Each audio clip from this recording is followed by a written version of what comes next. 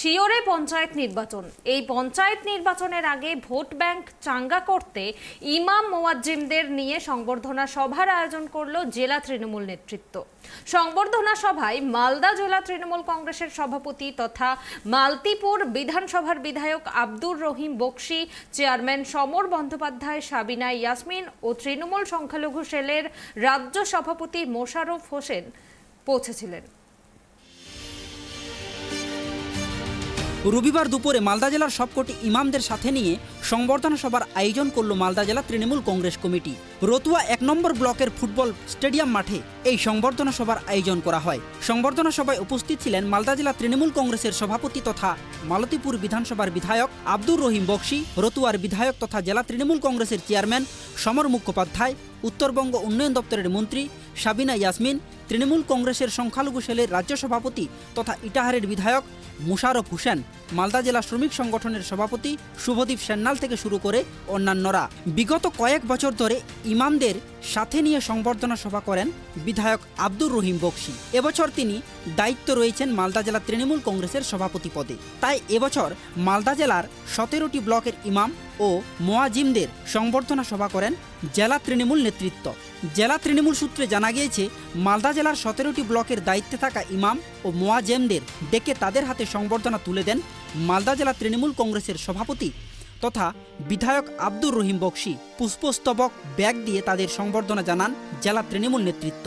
এদিন বক্তব্য রাখতে গিয়ে জেলা তৃণমূল সভাপতি আব্দুর রহিম বক্সি বলেন, অনেক ইমাম মুয়াজ্জেম আছেন যারা ভাতা পাচ্ছেন না, আবার অনেক ইমাম মুয়াজ্জেম আছেন তারা আমাদের কাছে দাবি জানিয়েছেন তাদের ভাতা বৃদ্ধি করা হোক। বিধায়ক হিসেবে তাদেরকে কথা দিচ্ছি, তাদের দ্রুত সেই সমস্যার সমাধান করা হবে। মালদা জেলার আমাদের মঞ্চে উপস্থিত আছেন সমস্ত ইমাম মুয়াজ্জিন আছেন, যার সংখ্যা প্রায় ৯,৫০০। তৃণমূল কংগ্রেস মালদা জেলা কমিটির পক্ষ থেকে তাদেরকে আমরা এখানে আমন্ত্রণ জানিয়েছি, সম্মান জ্ঞাপন। রতুয়ারে ফুটবল মাঠে মালদা জেলার সমস্ত ইমাম মুয়াজ্জিনদের সম্মান জ্ঞাপন অনুষ্ঠান হচ্ছে ব্যবস্থাপনায়। লক্ষ্য করে দেখছি যে আজকে পশ্চিমবঙ্গে এমন একজন মুখ্যমন্ত্রী আছেন যিনি স্বাধীনতার ৭৫ বছরে ভারতবর্ষে যে শাসনে বিভিন্ন ধর্মের মানুষ যেভাবে অসম্মানিত হচ্ছিলেন, বিশেষ করে সংখ্যালঘু সম্প্রদায়ের মানুষ তার মধ্যে, তাদেরকে সম্মান জ্ঞাপন করেছেন। বিরোধী নামটাই বিরোধী, সিপিএম, কংগ্রেস, ক্ষয়িষ্ণু, তাদের কিছু নেই এখানে। ফলে তারা এই ধরনের বক্তব্য বলছে। জানা উচিত যেটা তৃণমূল কংগ্রেস মালদা জেলা কমিটি আছে।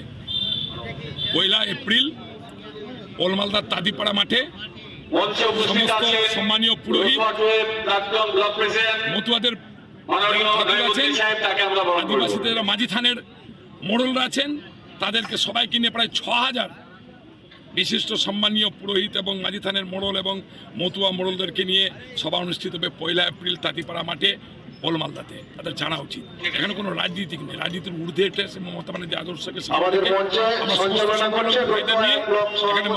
সম্মান জ্ঞাপন। কিন্তু বিরোধীদের আরেকটা কথা বক্তব্য শোনা যাচ্ছে যে সাগরদিঘি হারার পরেই কিন্তু ইমাম এবং মুয়াজ্জিনকে একাঠা করেই কিন্তু তৃণমূল কংগ্রেস আজকে এই প্রোগ্রামগুলো করছে। এই বিষয় নিয়ে কি বলবেন? যে সমস্ত মূর্খরা এই ধরনের আলোচনা করছেন তাদের জানা উচিত যে তৃণমূল কংগ্রেস মালদা জেলায় লাগাতারভাবে হাজি সম্বর্ধনা, ইমাম সম্বর্ধনা, পুরোহিত সম্বর্ধনা, শারদ সম্মান অনুষ্ঠান, সর্বধর্মের মানুষকে একসাথে নিয়ে লাগাতারভাবে চলছে।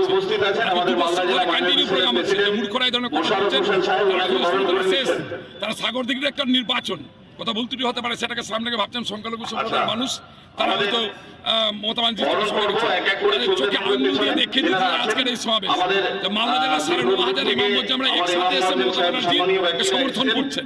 অর্থাৎ পশ্চিমবঙ্গে মমতা ব্যানার্জি মাইনরিটির সহযোগী বিকল্প, তিনি একমাত্র সহযোগী, তিনি একমাত্র মাইনরিটির বন্ধু।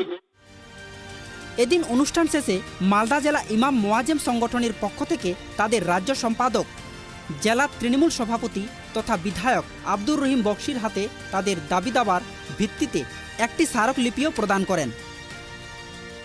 মালদা থেকে রুহুল আমিনের রিপোর্ট, ট্রাইব টিভি।